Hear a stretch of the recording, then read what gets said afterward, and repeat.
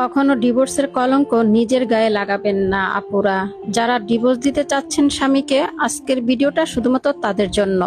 অনেক ছোটবেলায় আমার বিয়ে হয়, বয়স কম ছিল, স্বামী কি জিনিস সেটাও বুঝতাম না, শ্বশুর শাশুড়ি কি সেটাও বুঝতে পারিনি। এখন যে বুঝটা আমি বুঝি, আগে যদি বুঝতাম আমার স্বামী যদি আমাকে মেরে কেটে ছিঁড়েও ফেলতো, তারপরও আমি তাকে ডিভোর্স দিতাম না। ফুল ফুটে বাগানে, প্রেম হয় গোপনে। প্রথম প্রেম ভেঙে গেলে সুখ হয় না আর জীবনে।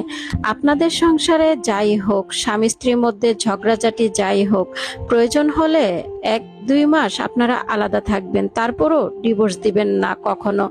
একটা মেয়ের যখন ডিভোর্স হয়ে যায়, তখন সেই মেয়েটা না জিন্দা লাশ হয়ে বেঁচে থাকে।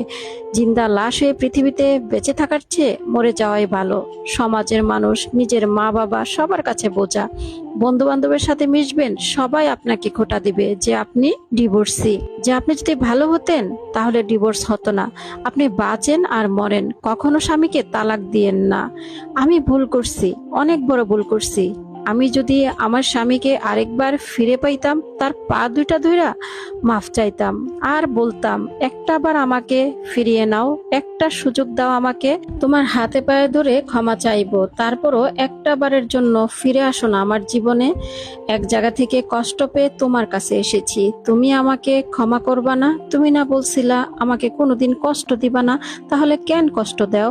আমি তো তোমার সাথে সংসার করার জন্য ইচ্ছা ছিল না, রাজি ছিলাম না। তুমি আমাকে বোঝাইছো, হাত পায়ে ধরছো, কত কথা বলছো, তারপর তোমার দিকে চলে আসলাম, তোমাকে ভালোবাসলাম, তোমাকে আঁকড়ে ধরে নতুন জীবন শুরু করলাম।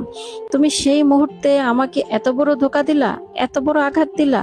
এই আঘাতটা তো আমি নিতে পারবো না, আমি তো সইতে পারবো না। আর একটা বার আসো না আমার জীবনে, আমি তোমাকে অনুমতি দিয়ে দিব, বিশ্বাস করো, তুমি আবার বিয়ে কইরো। তুমি আমার জীবনে শুধু ফিরে আসো প্লিজ, সমস্যা নাই। আমি তোমার কাছে স্ত্রীর অধিকার চাইবো না, শুধু তোমার করে একটা কোনায় ফালাই রাখো, আর তোমার মুখটা দেখলে আমি খুশি। তোমাকে ভালোবাসি, তোমার মুখটা প্রতিদিন দেখতে পারবো, এতেই খুশি থাকবো। তারপর আমাকে সাইরা যায়ও না।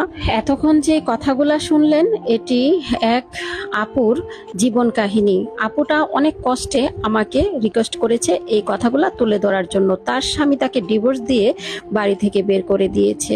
সত্যি কথা কি জানেন, ডিভোর্স হচ্ছে একটা অভিশাপ, যেটা ক্যান্সারের মতো। না আপনাকে বাঁচতে দিবে সুস্থভাবে, না আপনাকে ভালো থাকতে দিবে, না আপনাকে মরতে দিবে, না আপনাকে নতুন জীবন শুরু করতে দিবে। একটা ডিভোর্সি মেয়েই জানে তার পরিবারের কাছে তার কতটা মূল্য থাকে, সমাজের মানুষ তাকে কতটা খারাপ জানে। ভিডিওটা ভালো লাগলে অবশ্যই শেয়ার করবেন, সবাইকে দেখার সুযোগ করে দিবেন।